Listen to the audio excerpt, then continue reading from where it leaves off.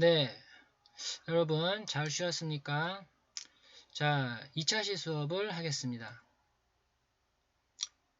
자, 간단히 1차시 때 했던 내용을 살펴보고 2차시 이어갈까요? 자, 우리 앞서서 이제 기본 룰을 소개를 했죠. 자, 물리학을 본격적으로 한다기보다는 물리학을 배우기 위해서 기본적으로 알아둬야 될 내용이다 라고 생각하면 좋겠고요. 자, 물리학의 정의, 물리학의 도구는 수학어를 사용한다. 그러나 물리학을 어렵게 하기 위해서가 아니고 물리학을 조금 편리하게 또는 간단 명료하게 표현하기 위해서 사용한다 라고 했습니다. 물리학은 물리학입니다. 그러니까 수학을 연구하는 게 아니고요. 수학 자체를 연구하면 수학이죠. 그러나 수학을 편리한 사용법을 사용한다 라고 해석하면 될 것 같아요. 자, 그 다음 기본형 다뤘죠? 7가지. 자, 유도량이 무엇이냐 정의했고요.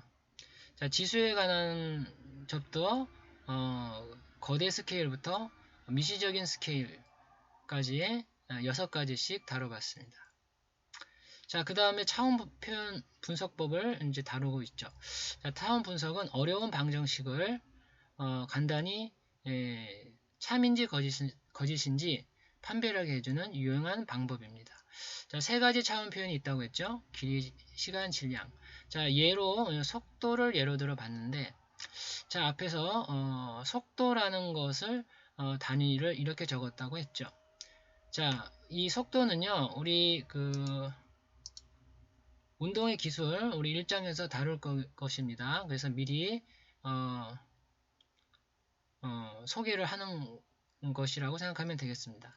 1장에서 다뤄보도록 하겠고요. 자, 그러면 속도는요. 자, 일단 단위를 이렇게 쓴다고 했죠. 미터/퍼 초를 쓰는데, 자, 의미는 이렇습니다. 주어진 시간에 얼만큼 이동했느냐가 속도의 정의입니다.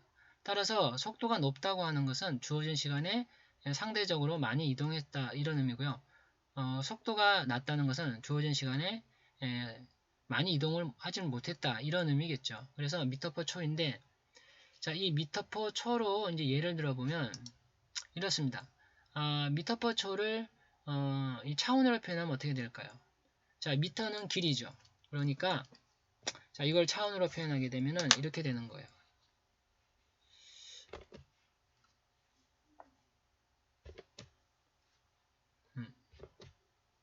자, 차원으로 표현하면 자, 길이는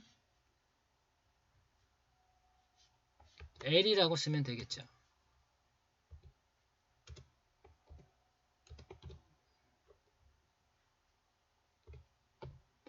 자, 그리고 자, 미터/퍼 초입니다. 초는 시간이죠. 그러니까 이 경우에는 시간의 차원이라고 하면 되겠죠. 그래서 이것을 차원으로 표현하면 단위로는 미터/퍼 초가 미터는 길이고 초는 시간이니까 차원으로 표현하면 길이 차원 나누기 시간 차원이다. 이렇게 하면 되는 것이죠. 자, 이렇게 표현하는 것입니다. 이것이 차원 표현법입니다. 자, 어렵지 않죠? 자, 예를 하나 더 들어보겠습니다. 예를 하나 더 들어보면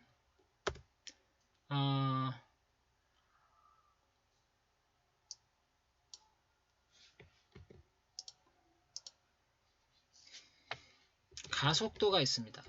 자, 여러분들 자동차 타면 가속 페달을 밟아라 이런 말을 하죠. 자, 그때 그 가속인데요. 자, 속도가 빨라지는 것을 말합니다. 가속도라고 하는데요.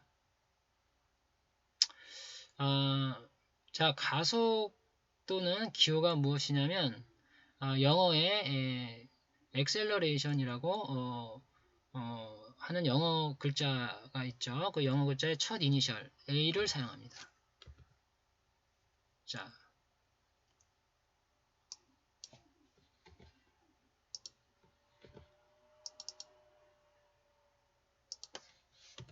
A가 가속도의 기호이고요. 자, 우리 수업할 때 교재에서 배워보도록 하겠습니다. 자, 그러면 가속도는요. 자, 단위를 어떻게 쓰냐면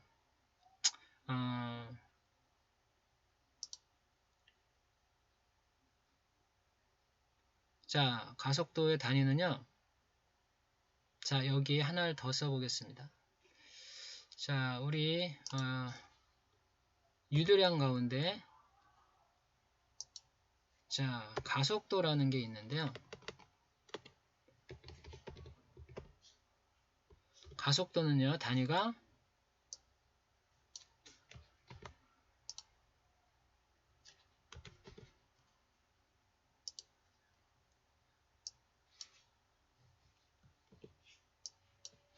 자, 미터 퍼 초제곱입니다. 사실 이 가속도는요, 뉴턴을 단위로 쓰는 이 힘의 단위에 들어있는 물리량이죠. 자, 이때 이 기본량 미터 초인데요. 왜 이 힘 안에 이 기호가 가속도의 표현으로 되는지는 뉴턴 제2 법칙을 배우면 이 식을 이해할 수가 있습니다. 자, 우리 교재에서 다뤄보기로 하고요. 자, 지금은 이 가속도의 이 단위와 연계해서 차원 표현을 쉽게 이해해 보려고 합니다. 자, 가속도는요, 길이와 초제곱이라는 단위를 쓰는데요. 자, 이것을 그대로 차원 분석에 가져올 수 있겠죠. 자, 차원 분석으로 가져오면 어떻게 되느냐.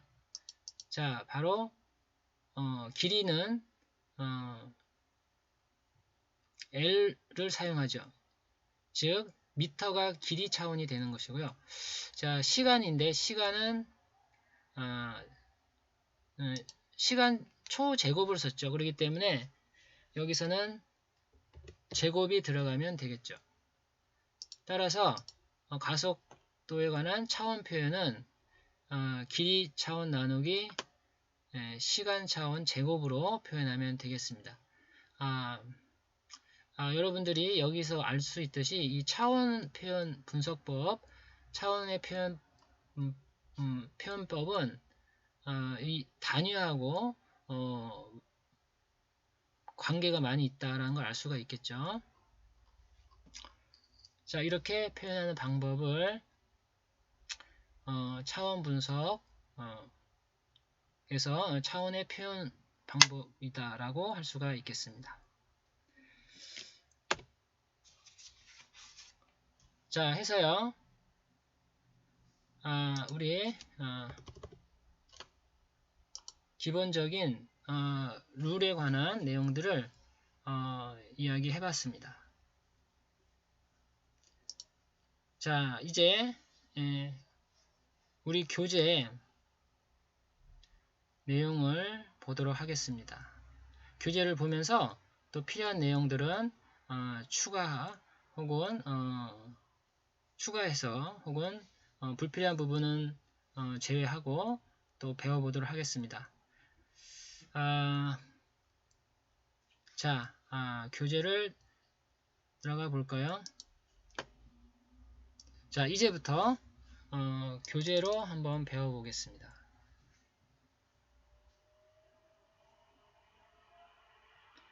자, 이제 여러분들이 어느 정도 이 물리학을 배우고 또 강의를 듣고 또 과제도 올리고 해서 어느 정도 익숙해져 있으리라 생각이 됩니다.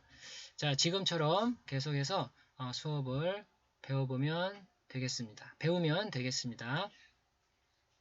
자, 1장 들어갔습니다. 자, 1장. 자, 여러분들 교재를 한번 펼쳐볼게요. 1장. 운동의 기술로 돼 있죠.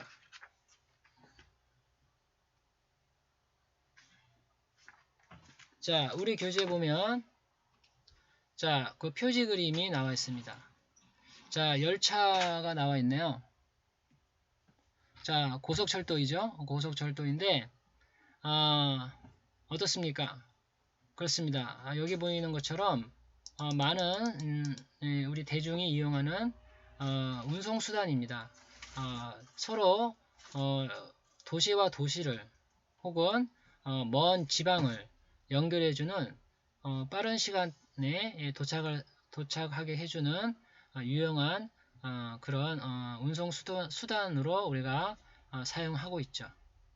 자, 무엇인가 움직인다는 것은 운동하고 있는 상태에 있다. 운동 상태라는 것을 말하고 있어요. 그래서 운동을 기술하는 것에 관해서 우리가 항상 우리 일상에서 경험하고 있는데 그 물리적인 해석으로 그 과학적인 이해를 해보고자 합니다.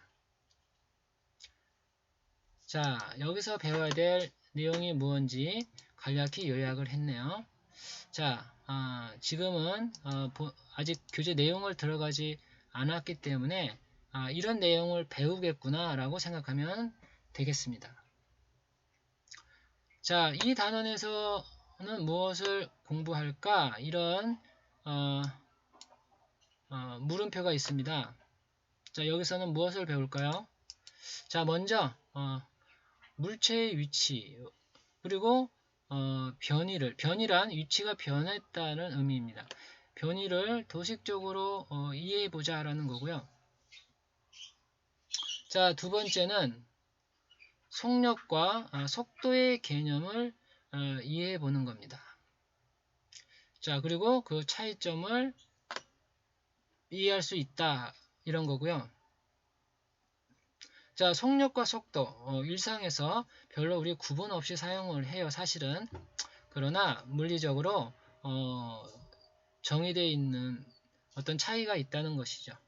자, 그런 거고요. 다음은 자, 등속 직선 운동.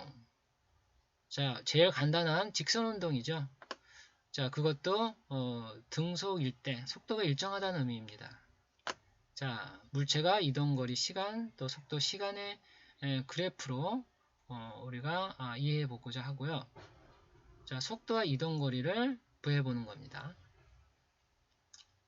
자, 다음 개념은 상대 속도에 대한 이해입니다. 자, 상대 속도가 뭘까? 이런 이해를 해보자 이거죠. 자, 여러분들 가끔 뭐 차를 타고 갈 때, 혹은 버스를 타고 갈 때, 혹은 지하철을 타고 갈 때 가끔 내가 움직이는지 옆에 있는 지하철이 움직이는지 옆에 있는 자동차가 움직이는지 혹은 버스가 움직이는지 가끔 헷갈릴 때가 있죠. 내가 움직이고 있는데 사실은 옆에 차가 움직이는 이런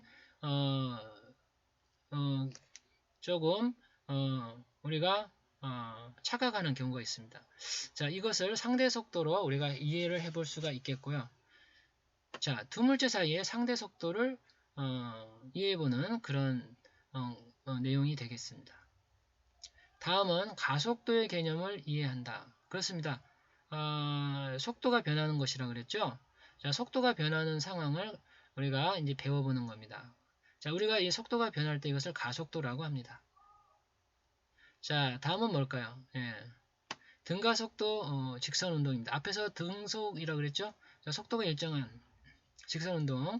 여기서는 가속도가 일정한. 이 등이라는 말은 일정하다는 의미죠. 그래서 가속도가 일정한 직선 운동을 이해해 보는 겁니다. 가장 간단한 운동이 직선 운동이죠. 자, 그래프로 이해해 볼 수도 있습니다.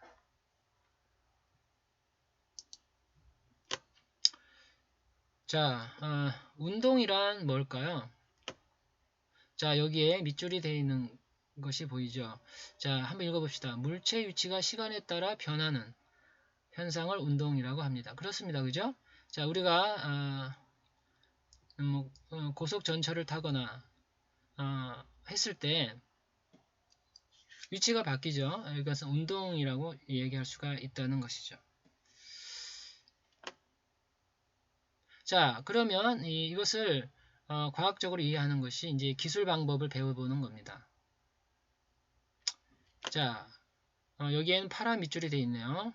자, 한번 읽어볼까요? 물체의 위치를 나타내기 위해서는 기준점을 먼저 정하자. 그리고 기준점으로부터 거리와 방향을 함께 내면 우리가 운동을 기술했다라고 할 수 있다는 것이죠. 자, 다음 페이지를 넘겨보겠습니다. 자, 여기 재미있는 그림이 나와 있네요. 자, 그림을 좀 확대해서 볼까요? 자, 여기 학교가 있어요. 그죠? 자, 여기 우체국이 있습니다. 우리 집이 있습니다. 우리 일상에서 흔히 우리가 경험한 장소들이죠. 자, 우체국은 뭐 은행이라고 해도 되겠어요. 그래서 뭐 우리 은행 자주 가고, 자, 우리 또 초등학교, 중학교, 고등학교, 대학교까지 우리가 나이를 먹어가면서 우리가 배우는 배움터가 조금씩 바뀌죠. 그러면서 조금 더 레벨이 높은 지식들을 쌓아갑니다. 자, 이렇게 학교가 있고요. 그 다음에 우리 일상에서 잠자고 쉬는 곳, 집이 있죠. 그러면 이 서로 간에 우리가 장소를 옮겨가면서 생활을 하죠. 자, 이때 우리가 집에서 우체국을 간다. 혹은 은행을 간다. 그러면 집에서 우체국까지 거리가 있을 것이고, 또 우리가 집에서 학교를 간다. 그러면 학교까지 거리가 있을 거야. 자, 이렇게 우리는 일상에서 서로 이렇게 다른 장소를 이동하고 생활을 합니다. 자, 이렇게 우리가 위치가 바뀐다고 할 때 이 위치가 바뀌는 어떤 이런 용어가 있는데 이것을 변이라고 하는 것이죠. 자, 여기 파란색 밑줄을 보면 물체의 위치 변화를 나타낼 때 물체의 이동 경로는 생각하지 않고 출발점과 도착점을 최단 거리로 연결하는 선분의 길이, 그렇죠? 여기 직선거리를 말하고 있죠. 선분의 길이와 방향을 함께 나타내는 이 물리량이 무엇이냐? 변이다 라는 것입니다.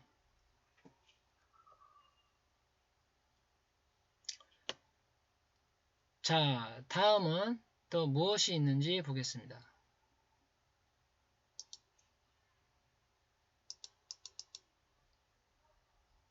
자, 우리 이제 그 벡터라는 거를 좀 이야기를 해야겠네요.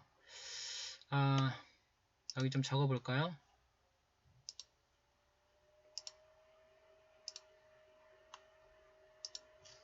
자, 벡터라는 거를 배워봅시다. 자, 벡터 중요합니다. 벡터 중요한데 벡터란 무엇이냐?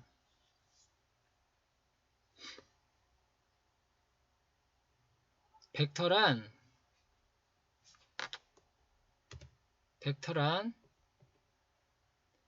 중요한데 벡터란 무엇이냐면 크기가 있고 방향을 갖는 물리량을 벡터라고 합니다. 그러니까 운동을 한다는 것은 어떤 방향성을 갖고 어떤 크기를 갖는 양이라는 것이죠. 그래서 표현 방법을 벡터로 나타냅니다. 벡터 우리 어디서 배웠습니까? 수학에서 배웠죠. 이 수학에서 배운 내용을 왜 물리학에서 언급을 하냐? 그 이유는 이 벡터적인 해석이 이 물리적인 현상에서 취급할 때 운동과 같은 어떤 그 물리량을 물리 현상을 취급할 때 아주 유용한 해석법이 되는 것입니다. 그렇기 때문에 벡터를 다시 한번 언급하게 됩니다.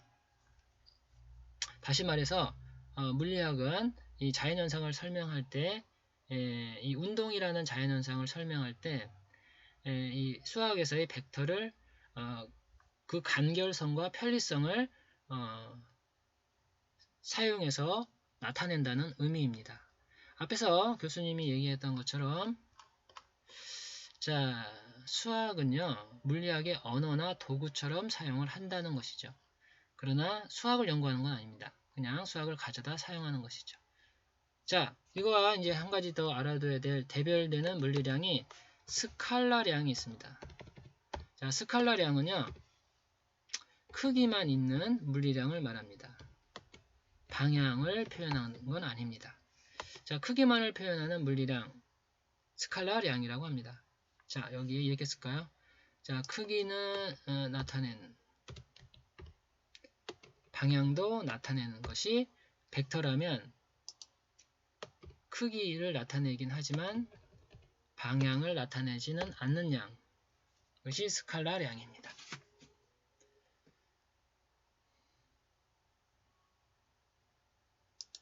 자, 그러면 이제 벡터에 관한 해석을 여기 배워보도록 하겠습니다.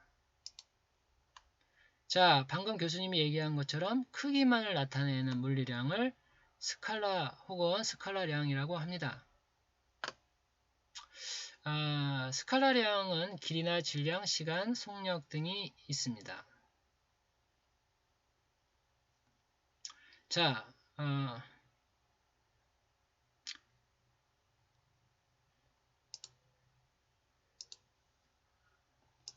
스칼라량의 예를 교재에서 뭐라고 했냐면 한번 적어놔 보겠습니다. 예를 무엇이라고 했냐면 속력이다 라고 했어요. 자, 다음으로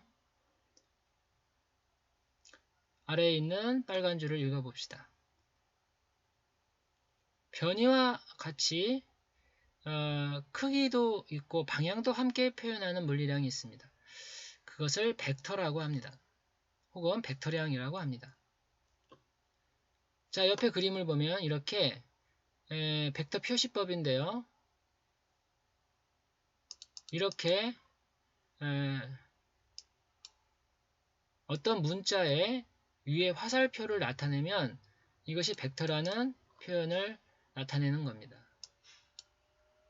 자, 그리고 이것을 작도법으로 나타내면 이렇게 벡터의 크기는 선분의 길이로 나타내고요. 방향은 화살표를 이용해서 나타냅니다. 그리고 이 화살표는 시작점과 끝점을 이어주는 화살표로 표현을 하죠. 자, 이것이 벡터의 표시법입니다.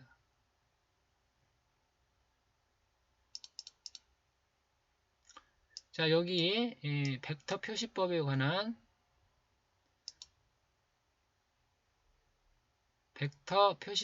내용은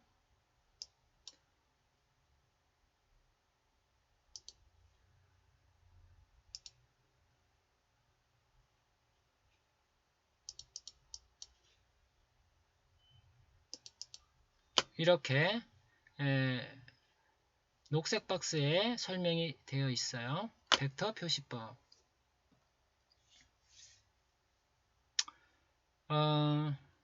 벡터라는 기호는요, 여기에 있는 것처럼 화살표를 표시할 수도 있고요. 아니면 이렇게 굵은 글씨체, 볼드체로 나타낼 수도 있습니다. 보통 이렇게 화살표로 표현하는 기술법을 이제 쓰게 되죠. 자, 이제 위에 빨간 문장, 마지막 문장을 볼까요? 벡터량의 예로 변이가 있고요. 자, 속도가 있고 또 뭐가 있냐면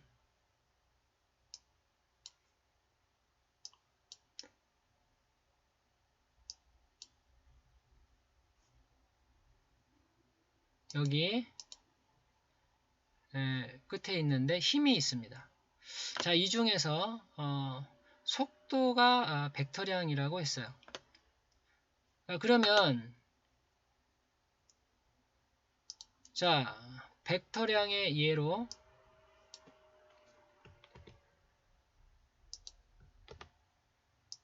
속도라고 했다는 것이죠. 자, 여러분들 우리 일상에서 속도와 속력은 크게 구분하지 않고 사용하죠. 물리학에서는 속력은 스칼라량으로 해석하고요. 속도는 벡터로 해석합니다. 자, 이렇게 구분이 되어 있다는 정도만 알면 될 것 같아요. 그러나 흔히는 그렇게 구분하지 않고 같은 의미로 사용이 됩니다. 단지 이제 우리가 문장에서 거기에 맞춰서 좀 융통성 있게 사용한다라고 할까요?